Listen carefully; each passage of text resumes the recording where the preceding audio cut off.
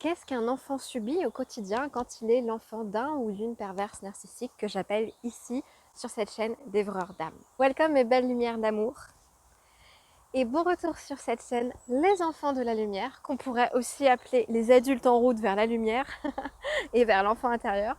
Et bienvenue à toi, si tu es nouveau, je m'appelle Alice Light, je suis fille d'une maman perverse narcissique.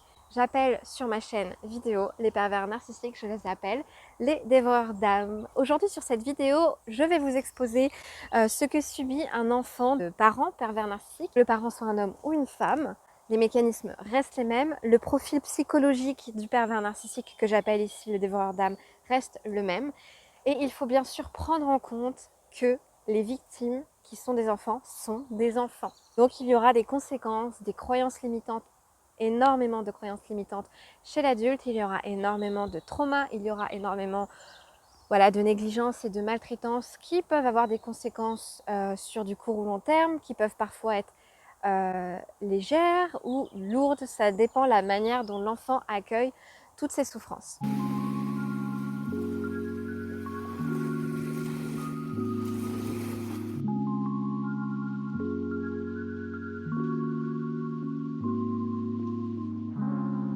Mais avant de commencer mes belles lumières, on va aller faire le petit rituel que je vous proposerai toujours de faire sur cette vidéo. La boîte à rêves. C'est un outil merveilleux et magnifique, mes belles lumières, si vous avez envie de rêver à nouveau et de vous rappeler pourquoi vous existez sur cette planète, de vous rappeler qu'est-ce que vous aimez faire dans cette vie, de vous rappeler qu'il n'y a pas que lui, il y a vous aussi. Et comme c'est écrit sur ma petite boîte à rêves, tout commence par un rêve. C'est que l'un des rêves qui est écrit dans cette boîte a déjà été réalisé.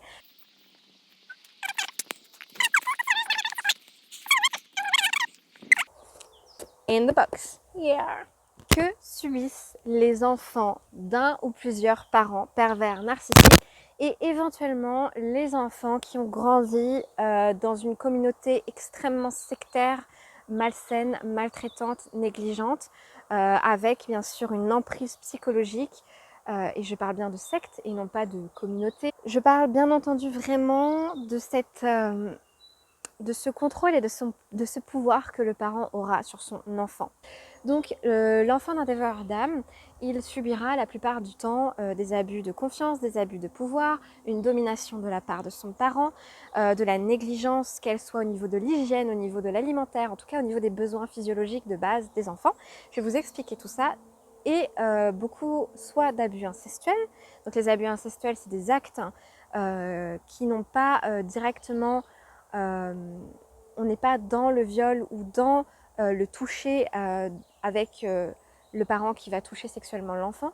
On est plus dans des actes incestuels où le parent aura des propos ou des comportements séducteurs dangereux envers l'enfant, où il aura tendance à avoir des comportements un peu abusifs envers l'enfant, un peu comme si, par exemple, pour l'avoir vécu, quand on a 8 ans, on peut être le confident d'un parent qui vous révèle les actes sexuels que le parent réalise avec votre autre parent, mais vous êtes un enfant. Vous n'êtes pas en âge, par exemple, vous n'êtes pas psychologiquement prêt à être au courant de ce qui se passe dans le lit intime de vos parents. Et donc, il y a une forme d'ambiance, c'est pas une ambiance, c'est vraiment un abus en fait, qu'on appelle incestuel parce qu'on est dans une éducation où les limites entre le couple et les enfants disparaissent, où les limites entre la sexualité chez les adultes se mélangent avec la sexualité chez les enfants. Je rappelle qu'un enfant développe sa sexualité tout doucement et il faut savoir qu'avant un certain âge, les enfants ne savent pas ce que c'est que la sexualité.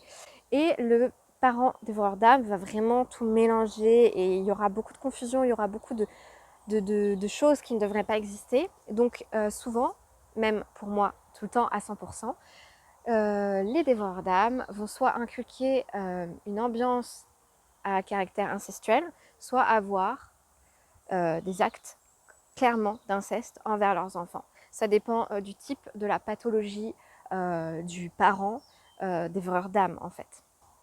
On commence fort dans cette vidéo. J'espère que votre rêve est à la hauteur de la violence de cette vidéo et que vous avez un rêve extrêmement puissant pour traverser cette vidéo avec moi, mes belles lumières. Non, je vais vous parler de choses simples et claires dans cette vidéo. Et on va commencer avec la pyramide de Maslow.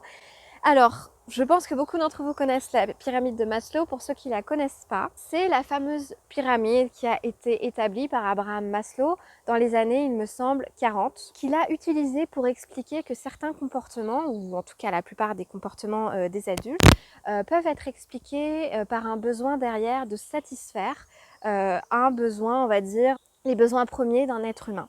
C'est un tableau, je prends la pyramide de base, je ne vais pas aller loin dans les détails, je vous expose juste la simplicité de la pyramide. Il faut savoir qu'il a repris lui-même son propre concept dans les années 70 et l'a davantage développé. La question principale que se pose Abraham Maslow, c'est de savoir qu'est-ce qui motive une personne dans son acte derrière à créer, voilà, à avoir une action, à avoir une réaction, à créer un événement. Et je trouve qu'elle est vraiment très intéressante, cette pyramide, parce qu'on peut vraiment se rendre compte qu'à chaque fois, derrière chaque acte, même malsain, il y a quelque part un besoin qui n'est pas respecté ou qui a besoin justement d'être comblé, d'être satisfait. Quels sont ces besoins? On a tout en bas de la pyramide les besoins physiologiques, c'est-à-dire se nourrir ou être nourri quand il s'agit d'un bébé, pouvoir évacuer, aller aux toilettes, soif aussi, la sexualité, le sommeil, vraiment tout ce qui est basique et instinctif. Au niveau d'au-dessus, on a besoin de sécurité qu'on va retrouver au sein de la famille qui nous entoure, dans quel environnement familial est-on en sécurité dans cet environnement familial? Est-ce qu'on grandit dans une société où on a un niveau de vie qui est excellent, moyen, pas terrible, inexistant? Oui, quel est notre milieu social? Ça c'est important, le milieu social, parce que ça joue quand même sur les croyances, sur le bien-être qu'on peut avoir, sur la motivation ou pas de faire des études parfois. Il nous a expliqué qu'il y a les besoins affectifs, besoin d'appartenance et d'amour. Pareil, toujours dans l'enceinte de la famille, où est située l'affection avec les autres, que ce soit au sein de la famille, dans l'entourage avec les amis, avec les cousins, avec les professeurs, comment ça se passe, etc. Les démonstrations d'affection quelque part, je pense aux câlins, aux encouragements, à tous ces moments de qualité qu'un parent aussi donne à ses enfants. On a les besoins d'estime, extrêmement importants bien entendu, qui sont encore placés au-dessus. C'est-à-dire qu'il y a la confiance, que quelqu'un peut avoir envers vous dans votre propre famille ou que vous pouvez avoir envers vous-même. Le respect de soi, bien sûr, ça va avec le respect des autres. À partir du moment où on se respecte, on va plus facilement respecter l'autre dans une même mesure. La reconnaissance des autres, la reconnaissance dans leurs besoins, dans leur estime. Et le dernier besoin, c'est celui vraiment qui apparaît quand on a résolu et satisfait chacun de nos besoins. On arrive au besoin d'accomplissement. Je pense qu'on accède à ce besoin un peu plus tard dans la vie, arriver à un moment donné où on peut enfin se concentrer sur. C'est aussi l'idée de s'accomplir à la fois dans les domaines de nos relations, mais aussi dans la spiritualité. C'est beaucoup de choses en fait, l'accomplissement de soi.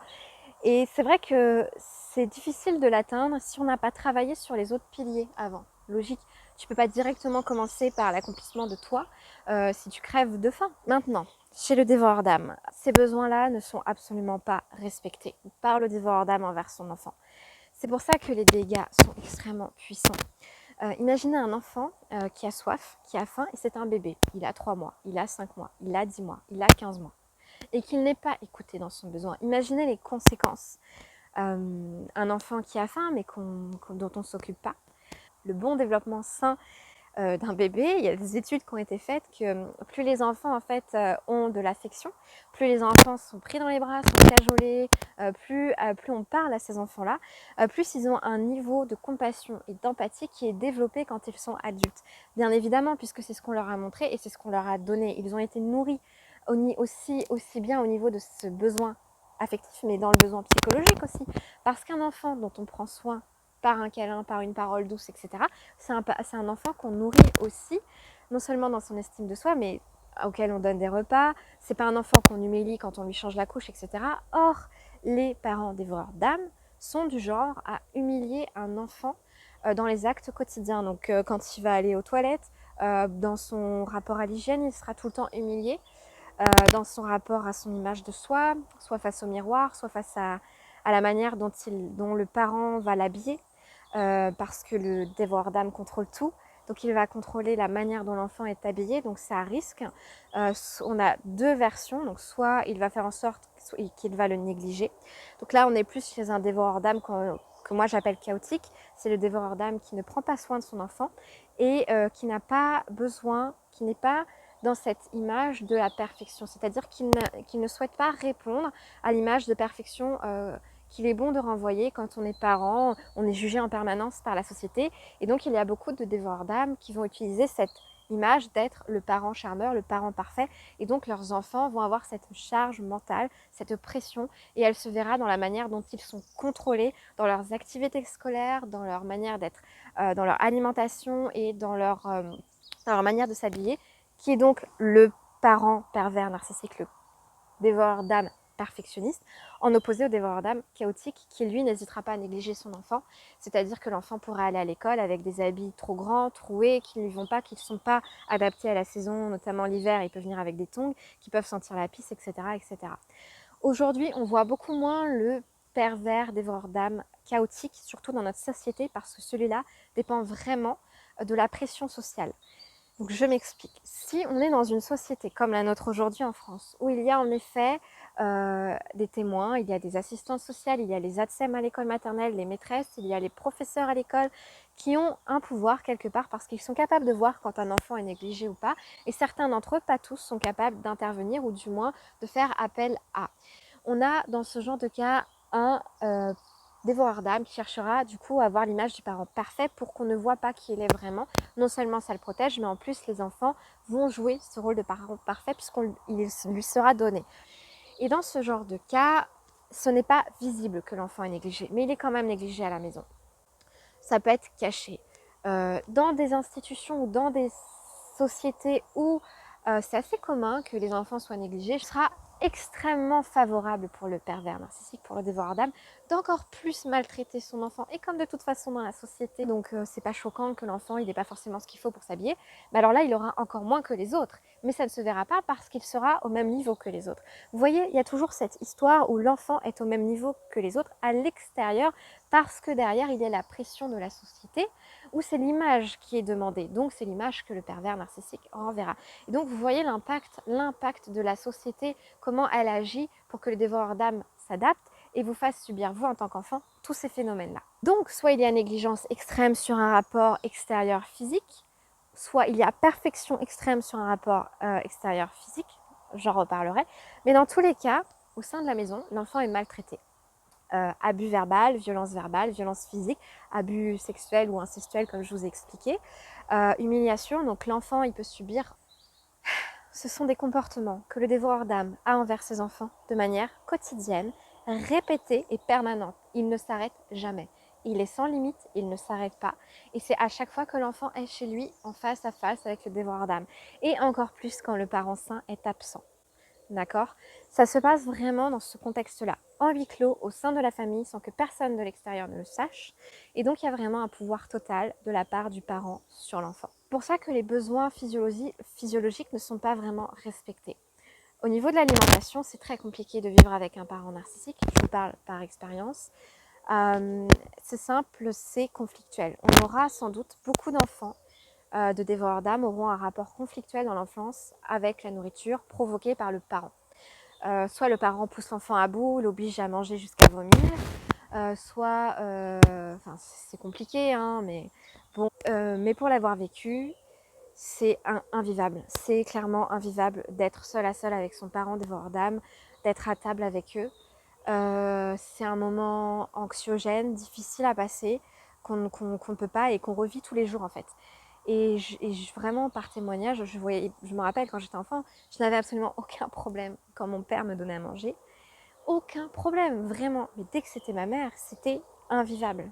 Pour nous humilier, dans notre rapport à notre corps, dans la manière dont on mange, on a beau manger proprement ou pas, ils vont faire en sorte de nous humilier. Imaginez un bébé qui mange avec les mains et sur lequel on hurle en fait pour lui dire à quel point il est sale. Mais un bébé, il utilise ses mains pour découvrir la texture et le goût. Si c'est un besoin, c'est comme ça qu'il fonctionne, c'est comme ça qu'il apprend. Si on coupe cet apprentissage, les conséquences sont terribles.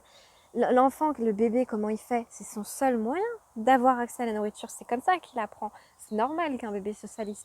Imaginez un bébé qui est humilié tous les jours dans son quotidien par le dévoreur d'âme, alors que c'est la manière naturelle de grandir. toutes ces conséquences ne se voient pas au début, mais elles se voient plus tard. Et il s'agit de ça, en fait. Dans les cas, c'est perturbant à vivre parce qu'il y a beaucoup de maltraitance au quotidien envers l'enfant. Donc, le dévoreur d'âme n'ira pas forcément faire attention, par exemple, à savoir si son enfant a assez bu dans la journée, ce que font beaucoup de parents, boit de l'eau, boit de l'eau, boit de l'eau. Ça, c'est pas le genre de choses. Moi, je n'ai jamais entendu ça de ma vie, de ma mère. Ma mère ne s'est jamais souciée de savoir si je buvais assez, etc. Ce qui est très difficile à vivre, ce qui met les enfants en conflit. Par exemple, ma mère faisait en sorte de gaver mon frère, à tel point qu'elle le poussait à bout. Donc son rapport à l'alimentaire a été l'opposé du mien. Donc moi, en gros, je mangeais pas. Et lui, il mangeait trop. Mais il n'y en a aucun des deux qui est équilibré, à l'image du pervers narcissique qui est paradoxal. Il va pousser à bout à l'extrême de manière négative. Il va pousser à bout l'autre à l'extrême, mais au lieu d'être dans la crispation, c'est d'être dans le trop, dans l'excès. C'est vraiment le dévoreur d'âme est vraiment excessif dans tous ses comportements et dans toutes ses paroles blessantes, dans toutes ses paroles humiliantes, dans toutes ses paroles dénigrantes. Il est toujours dans les extrêmes. Il n'est jamais dans la demi-mesure. Il y a les besoins de sécurité. Non, parlons pas, c'est une catastrophe. Clairement, les enfants, peu importe quel type d'enfants ils sont, rebelles, soumis, l'enfant Peter Pan, je vous présenterai tous ces rôles-là d'enfants qu'on devient plus tard. Mais clairement, on n'est pas du tout en sécurité avec un parent dévoreur d'âme. J'ai quand même eu ma mère quand elle était seule avec mon frère et moi à table parce qu'on ne voulait pas soit finir le repas. Moi, je pouvais pas, j'avais plus faim, je mangeais pas beaucoup quand j'étais petite, j'ai un petit estomac. Et du coup, elle nous menaçait quand même de nous fouetter si on finissait pas nos assiettes. Et peu importe la manière dont l'enfant réagit, c'est pas sain de menacer les enfants, de les frapper s'ils finissent pas de manger, ou s'ils boivent pas assez, ou s'ils boivent trop. Enfin, peu importe la raison pour laquelle le parent souhaite intervenir, la violence n'a aucune justification. C'est pas parce que l'enfant fait un caprice ou je ne sais quoi qu'il faut aller sortir le fouet et le fouetter. Enfin, ça, je sais que à une époque, c'était peut-être comme ça. Et je comprends qu'il y a aussi l'éducation de nos parents qui ont probablement vécu ça, parce qu'il faut quand même remettre dans le contexte que nous, on vit, en tout cas ma génération, moi, on vit dans une époque où l'enfant est considéré. À une époque, dans les années avant, 1900, 1950, l'enfant n'était pas considéré. Il n'y avait pas beaucoup... Il y a eu une époque où, par exemple, c'est parce qu'on a eu des gens comme Françoise Dolto qui ont expliqué que les besoins de l'enfant existaient. Et c'est vrai que mes parents, par exemple, n'ont pas forcément connu une période de vie où l'enfant est extrêmement considéré. Mais ça n'empêchait pas d'avoir des millions d'enfants sur cette planète, même si l'enfant, en tant que tel, dans la société, n'existait pas, ça n'empêchait pas que les enfants soient bien traités. Donc ça ne justifie pas que les enfants soient maltraités parce qu'à une époque, les parents ont été maltraités. Non, ça ne justifie en rien. Quand vous êtes à table et que vous savez que votre parent peut vous menacer avec un fouet, est-ce que vous avez encore plus envie d'aller à table? Je crois pas. Donc voilà, c'est le genre de paroles qu'on peut entendre. C'est vrai que beaucoup d'enfants, je pense, se sont pris la ceinture pour des raisons vraiment toutes petites, genre juste parce qu'ils n'ont pas dit bon appétit, juste parce qu'ils n'ont pas dit merci, ils peuvent se prendre la ceinture. Bon, bah ce genre d'actes, les dévoreurs d'âme les ont. On ne se sent pas en sécurité avec eux. Moi, je me rappelle, petite anecdote, quand j'étais en primaire, hein, j'avais 7 ans, donc j'étais en CE1. Il y avait une période où le lundi, mardi, mon père n'était pas à la maison et je rentrais, je crois, toute seule. Ma mère était à la maison, elle serait certainement pas venue me chercher. Hein. Et la première chose que je faisais avant de rentrer, ça m'arrivait très souvent, et même après quand j'étais au collège, etc., la première chose que je faisais avant de rentrer, parce que j'avais les clés de la porte et tout, c'était d'écouter. Je posais mon oreille contre la porte et j'écoutais derrière la porte pour savoir qu'est-ce qui se passait chez moi, si je pouvais rentrer ou si ma mère était en train de faire une crise de rage. Aujourd'hui, je sais que ça s'appelle une crise de rage. À l'époque, je ne savais pas que ça s'appelait une crise de rage. Et c'est vrai que maintenant, je le reconnais, je ne savais pas que c'était ça, mais finalement, j'avais peur. J'avais peur de rentrer chez moi. Comment c'est possible qu'à 7 ans, qu'à 8 ans, on ait peur de rentrer chez soi? On a été dans notre journée à l'école. Pour moi, l'école, je vais vous le dire, l'école, ça a été mon sauf-conduit. Si je n'avais pas eu l'école, je ne sais pas comment j'aurais fait. Ma seule raison de me lever le matin, c'était parce que je savais que l'école m'attendait et que c'était le seul endroit où je me sentais bien. Et pourtant, je suis du genre je suis une hypersensible et une hyperactive, donc c'est très compliqué pour moi de rester des heures assise à écouter quelqu'un. Je peux vous dire qu'avec la souffrance qu'il y avait chez moi, je préférais rester assise 2 heures, même si c'était compliqué, et écouter la prof qu'être chez moi. Et c'est ça l'insécurité que vit un enfant de dévoreur d'âme. Et là, je ne vous parle pas de faits concrets, je ne vous dis pas ce que je vivais au quotidien, je vous dis juste les comportements que j'avais en rentrant chez moi. Ces comportements sont des comportements témoignages, parce qu'un enfant, il vit dans l'instinct. Qu'est-ce que ça veut dire? C'est-à-dire que je ne me posais pas la question. Aujourd'hui, je me dirais, tiens, est-ce que j'écoute aux portes? Mais à l'époque, c'était instinctif. Je rentrais et avant, j'avais peur. Et je pense que ça se voit encore aujourd'hui. Quand je vais quelque part, rentrer dans un lieu, je m'en suis rendu compte il n'y a pas longtemps pour vous dire, hein, pour moi, c'est compliqué de rentrer dans un lieu. Je me dis, mais qu'est-ce qui m'attend? Tellement que mon corps a assimilé cette peur, qui aujourd'hui n'existe plus, mais elle est encore dans mes cellules en fait. Que quand je rentre quelque part, il peut m'arriver du mal. Donc c'est bien la preuve que j'ai vécu des choses difficiles chez moi. Et c'est bien la preuve qu'un enfant qui a des parents dévoreurs d'âme ne se sent pas en sécurité. Le corps parle, le corps a une mémoire, et cette mémoire parle avant même que ton cerveau ne réagisse. Ça vous donne un peu une idée réelle de la manière dont on grandit. Que les enfants qui ont grandi avec des parents sains ne se posaient pas la question de savoir si c'était dangereux pour eux ou pas avant de rentrer chez eux. Et c'est vrai que j'étais toujours extrêmement soulagée de rentrer avant mes parents, vraiment, parce que c'était plus facile pour moi de savoir que ma mère n'était pas là et que du coup j'avais cette liberté de pouvoir faire ce que je voulais sans qu'on me crie dessus, sans que je me prenne des remarques difficiles qui sont terribles, qui sont terrifiants avec nous. Les besoins affectifs, n'en parlons pas. C'est une catastrophe. C'est une catastrophe. On n'a pas de câlin, on n'a pas de mots doux, on n'a pas de mots d'encouragement, on est humilié. Les dévoreurs d'âme créent facilement des conflits, c'est-à-dire que vous n'avez rien fait et ils vont se jeter sur vous et ils vont vous accuser d'avoir fait quelque chose que vous n'avez pas fait. Ça, c'est un mécanisme qu'ils utilisent tout le temps, donc ils créent un conflit. Et ensuite, ils vont dire devant vous, aux autres, que vous avez créé le conflit.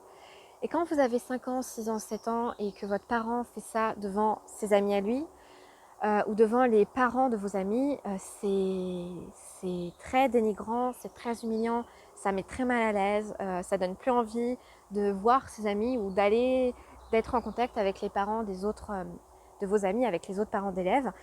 Ça donne envie de fuir en fait. Et du coup, pareil, c'est comme une insécurité, mais dans l'affectif. Comme les dévoreurs d'âme jouent sur le chantage affectif, si jamais ils font semblant de vous dire que vous aurez le droit à un câlin ou quoi que ce soit, vous ne savez pas si c'est vrai. Et comme les enfants sentent l'intention des parents, ils savent quand c'est pas vrai. Donc il y a beaucoup d'enfants, de dévoreurs d'âme, qui ont probablement reçu des marques d'affection en public devant les gens, en sachant qu'ils étaient utilisés comme un objet à ce moment-là, parce que le parent dévoreur d'âme ne ressentait pas d'affection envers l'enfant à ce moment-là, et le faisait juste pour montrer devant les autres qu'il était quelqu'un de bien. Et ça, l'enfant le sent, l'enfant le sait, l'enfant le vit. En fait, on ne peut pas l'expliquer. Je pense qu'il n'y a que les enfants de dévoreurs d'âme qui comprendront ce que j'explique là, parce que les autres diront « Ah non, c'est une question de perception ou de conception de l'événement ». Non. Dans l'intentionnel, dans l'énergie, l'enfant sait très bien ce qui se passe au niveau de l'intention du parent. C'est pour ça que souvent les enfants jouent et testent leurs parents, parce que parfois, si le parent est en doute, quand il dit non, il voit bien que le non n'était pas un vrai non, et donc il va tenter quand même de faire quelque chose alors que le parent a dit non. Et ça marchera, le non ne marche que si le parent il est honnête avec lui-même. Et là, l'enfant sera respectueux envers le parent, parce que le parent se respecte lui-même quand il dit non à l'enfant ou quand il dit oui à l'enfant. C'est la même chose avec l'affection. Il y a beaucoup de chantage affectif, beaucoup de menaces. Si tu fais pas ça, tu n'auras pas ça. Beaucoup de menaces. Donc, c'est vrai qu'au niveau de la croyance, ça devient compliqué ensuite d'avoir du coup des relations amicales saines et des relations amoureuses saines. Donc, il faut bien comprendre que quand les besoins des enfants ne sont pas respectés, besoin d'affection, ça aura des conséquences plus tard quand l'enfant va ensuite devoir s'intégrer dans la société. École, collège, lycée, travail, stage. Ça devient compliqué pour lui de fréquenter des gens, d'aller vers les gens. Ou alors ça peut devenir facile parce que justement il sait que c'est pas des gens comme ses parents, dévoreurs d'âme, mais ça reste inconsciemment, il y a quand même des croyances, il y a quand même des mécanismes de défense qui se mettent en place chez les enfants de dévoreurs d'âme qu'on ne retrouvera pas forcément chez des enfants qui ont été bien traités et dont les besoins de base de la pyramide de Maslow ont été respectés. Ce sera plus facile pour les enfants qui n'ont pas été maltraités d'être en lien, d'aller de l'avant, d'avoir certaines actions dans leur quotidien quand ils seront adultes. Heureusement, en général, il y a deux parents, le parent dévoreur d'âme et le parent sain. C'est pas toujours les schémas qu'on retrouve. Il peut y avoir deux parents dévoreurs d'âme. Alors là, c'est le summum du summum de la misère psychologique et de l'emprise. C'est incroyable. Le dévoreur d'âme n'est pas un parent qui va aider l'enfant, que ce soit à comprendre son corps, son mental, ses compétences, son orientation peut-être soit sexuelle, soit dans la société, peut-être c'est pas un parent qui va l'aider à grandir en fait. C'est un parent qui va en permanence le tirer vers le bas. Il faut bien comprendre cette histoire d'énergie qui est tirée vers le bas. Avec un parent dévoreur d'âme, on est en permanence dans la spirale inverse. Quand on grandit, c'est une spirale où on croît. C'est une spirale de croissance positive. Quand on, quand on est humilié, dénigré, quand on est abusé, quand on a un parent qui nous contrôle en permanence sur qui on fréquente, quand est-ce qu'on fréquente, où est-ce qu'on sort, qui on a vu, qui on a le droit de voir, qui on n'a pas le droit de voir, c'est extrêmement épuisant.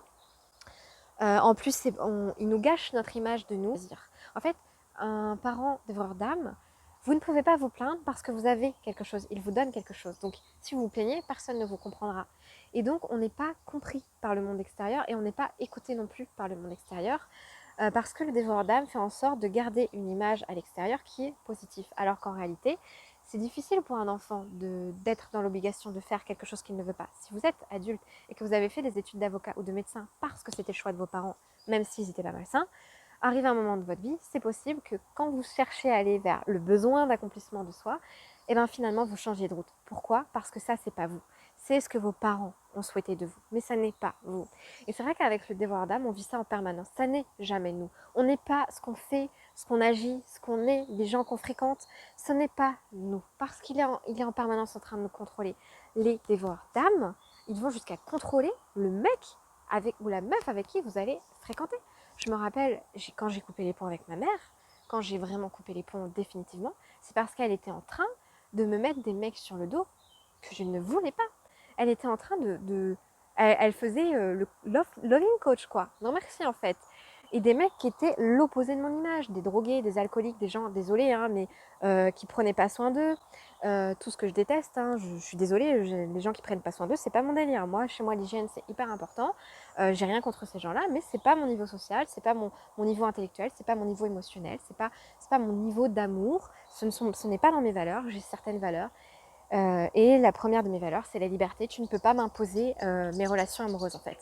Et les dévoreurs d'âme vont jusqu'à, dans votre estime, vous détruire parce qu'ils vont faire en sorte que vous fréquentiez des gens qui ne sont pas dans vos valeurs. Ils ne sont pas ce que vous aimez. Ils ne sont pas ce que vous rayonnez. Si vous rayonnez quelque chose, ils vont vous mettre dans votre entourage quelqu'un qui est à l'opposé de ça.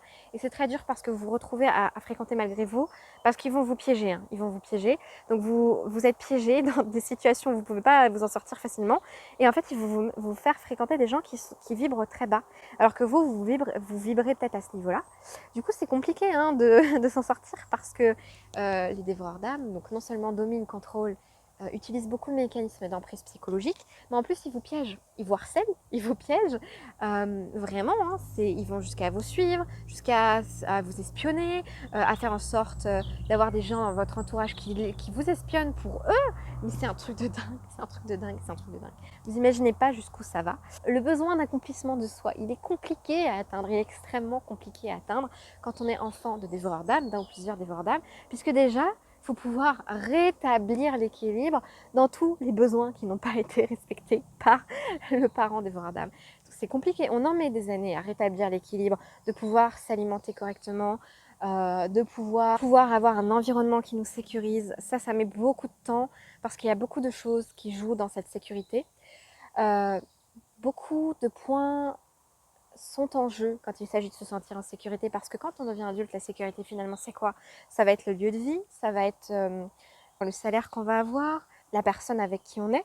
Sauf que si on n'a pas travaillé sur soi, on va avoir tendance à reproduire les schémas qu'on a eus avec nos parents. Donc on peut très bien retomber sur une personne qui peut être violente ou qui peut avoir des comportements similaires au pervers narcissique et qui au lieu de nous faire nous sentir en sécurité dans le couple, nous fera nous sentir en insécurité dans le couple. Et on aura tendance au début à fréquenter des gens qui ne sont pas, donc encore une fois, sur le même alignement que nous, que ce soit au niveau du taux vibratoire, des valeurs ou de la bienveillance. Et comme on n'a pas eu de sécurité en enfance, c'est compliqué de tout de suite y avoir accès. Et en fait, pendant des années et des années, l'enfant de dévoreur d'âme va passer son temps à rééquilibrer chaque échelle de la pyramide, jusqu'à ce que l'équilibre se fasse sentir dans chaque échelle, il puisse enfin, une fois qu'il a passé le travail sur soi et l'estime de soi, une fois qu'on est en équilibre dans notre estime de soi, on peut enfin s'épanouir dans notre vie active, domaine de vie professionnel, domaine de vie, les passions, les activités, etc., la vie sentimentale et la vie amoureuse, et puis tous les à côté, voyage, etc. Et c'est un chemin de vie qui est extrêmement long. C'est comme si, en fait, quand on vit avec des dévoreurs d'âme, dès notre enfance, on est ralenti. Notre niveau de vibration, il peut être très élevé, on est descendu en permanence par le dévoreur d'âme, dans tout ce qu'il fait, dans tous ses actes, dans tous ses comportements, dans toutes ses paroles, et dans d'autres choses beaucoup plus spirituelles qu'on verra plus tard. Et donc, il est très compliqué d'atteindre un accomplissement de soi. C'est un peu, si vous voulez, l'idée d'un réfugié de guerre qui a, dans son pays, il a son métier, il a sa maison, etc. Et un jour, il y a une bombe. Quand cette bombe, elle explose et qu'il lui reste la vie, il devra tout recommencer. Son diplôme ne vaut plus rien, il doit tout recommencer dans un autre pays, d'accord, il doit retrouver le plus vite possible les moyens de se nourrir, premier besoin. Ensuite, le moyen de se mettre en sécurité, le logement, deuxième besoin. Ensuite, le moyen finalement de quelque part s'épanouir à travers l'affectif, les relations aux autres, etc. Puis ensuite, il pourra s'intéresser aux besoins d'estime, c'est-à-dire peut-être se sentir épanoui dans tout ce qu'il fait, même s'il n'est plus dans son pays, même si avoir une fierté d'avoir réussi à accomplir tout ça alors que il est dans un autre pays. C'est un peu cette histoire de bombe en fait, qui détruit tout et il faut tout recommencer. Parce qu'il faut savoir que le dévoreur d'âme, tant qu'on ne s'éloigne pas de lui, c'est une bombe dans notre vie en permanence, c'est une bombe qui explose. Vous êtes en équilibre sur quelque chose, il arrive, il y a une bombe qui explose, il faut recommencer. C'est très compliqué à s'en sortir, donc voilà. Tout ça, je vous rappelle que ce ne sont pas des adultes qui le vivent, ce sont des enfants. Or, les enfants n'ont parfois pas les armes, ni psychologiques ni physiques, pour se défendre, affronter ou peut-être prendre de la distance, puisque la meilleure façon de s'en sortir, c'est de prendre de la distance, de poser ses limites et de lâcher prise par rapport à la relation avec le dévoreur d'âme. Mais c'est impossible. Un enfant est dépendant, il est dépendant de son parent. Tant qu'on ne sait pas se nourrir soi-même, tant qu'on ne peut pas payer un logement soi-même, on est dépendant du parent. Alors imaginez les dégâts.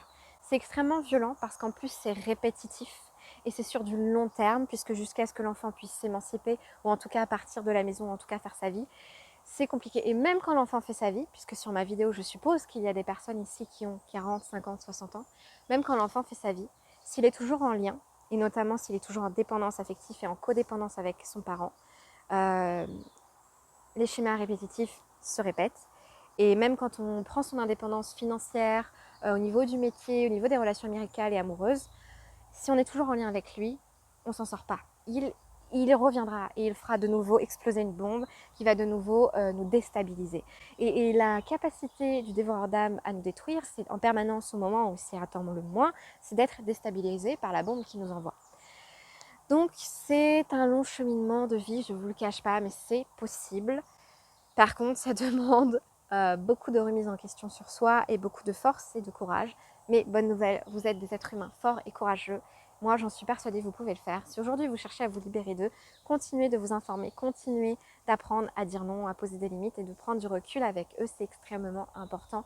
La chose la plus importante dans cette relation, ce n'est pas lui, c'est vous. Ce qui est extrêmement important que vous compreniez, c'est que tant que vous ne prendrez pas soin de vous, cette relation vous sera toujours douloureuse et difficile. Voilà mes belles lumières d'amour, je vous remercie infiniment d'avoir regardé cette vidéo. N'hésite pas à t'abonner et à cliquer sur la petite cloche pour activer les notifications pour savoir quand je poste des vidéos. Sur ce, je vous remercie infiniment. N'hésitez pas à aller voir mon Instagram aussi. Je vous souhaite le meilleur, je vous envoie plein d'amour et je vous fais des bisous de lumière et d'amour.